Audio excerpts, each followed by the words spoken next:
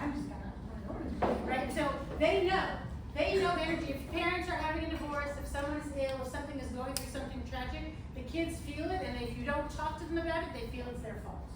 Always. Always. If anything bad is happening in the family dog died, if I don't talk to my child and help him understand, he will absolutely guarantee think it's his fault. It's just what happens. Okay? We have to discuss the bad things. We have to discuss and make it clear. You're responsible for your emotions. You're not responsible for what happened. Okay? Mom and dad are going through what we're going through. It's not your fault. We have to say these things.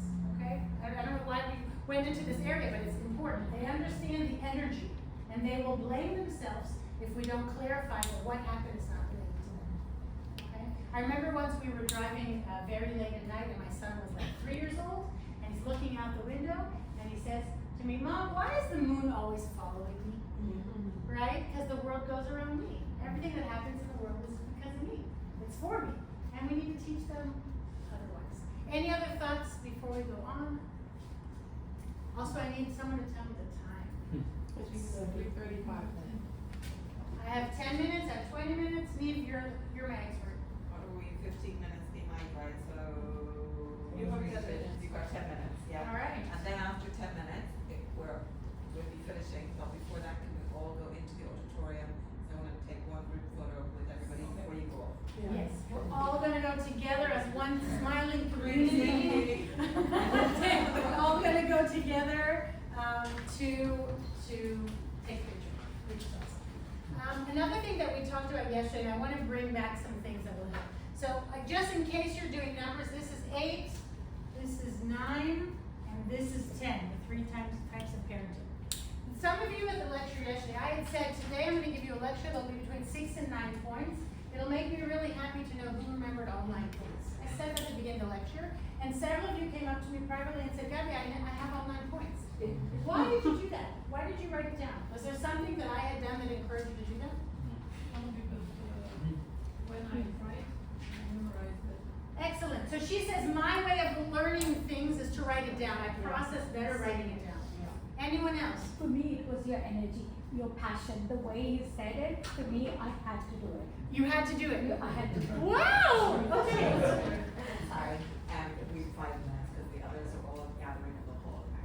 Well, they're just going to have to join us in here and take the family picture. Let's take the family picture in here. Right? Okay, thank you. So I'll tell you, when I was in 9th grade, our English teacher, her name is Mrs. Albright. Now, I've told some of you that I like to take people and look at them like they'd be a cartoon character because it's just, the world is cute. Mrs. Albright was a cartoon character. She was a fiery redhead with big teeth, and she's so cute. She was a cute one. She had a lot of bracelets. Every time she spoke, you just hear right? So Mrs. Albright tried really hard to be a good English teacher, but she was tired. Let's just put it that way. And we loved her, but she just, just do the assignment, turn it in, we're done. Okay, bye. Right? Turn it in, right? And then we had a student teacher come in. She was learning to be a teacher. First, she had never even had a classroom before. And she has said to us the following. She said, do you remember this book we just read? We read Tale of Two Cities or something awfully sad and difficult, gray, very British, right? So she said, very British. She said, we just finished reading A Tale of Two Cities, and have all of you read it? Yeah.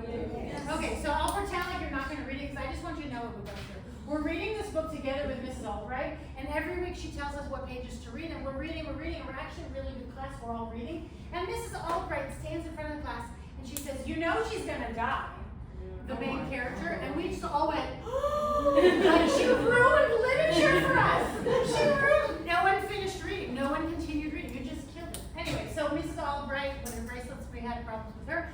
This new student intern walks in, and she says, do you know this book we just read, A Tale of Two Cities? We're like, yeah, the one Mrs. Albright ruined? Yeah, that one. She says, I'd like to ask you, whoever wants, to do this assignment for me. She said, I would like you to try to find a song that embodies the main message that we learned from this book.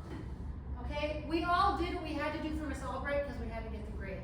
This woman was offering us no grades, no bonus, no points, no nothing. She said, I would like to ask you, I'm inviting you, if you would like to find a song that embodies the energy of this story.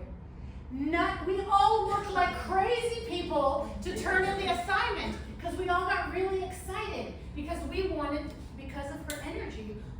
wanted to make her happy.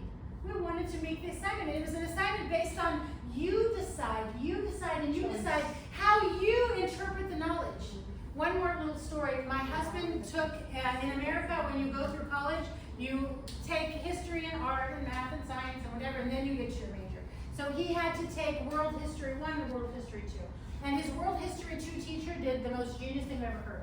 He said, listen, I don't care about the textbook, no test, no nothing. He said, every one of you have to figure out the top 10 most significant things you think happened in the history of the United States from this year to this year.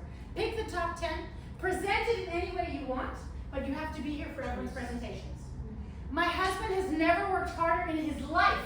He researched 200 events to find the top 10 that he thought were most significant. And everyone in the class did that because we gave them a choice, how they're going to contribute and what they're going to choose. It was genius. It was absolutely genius. So the takeaway message, if we can, I know we have to go.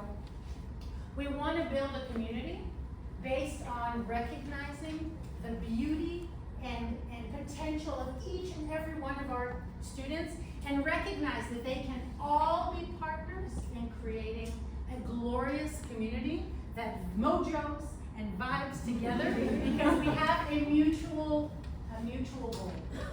Thank you so much for listening.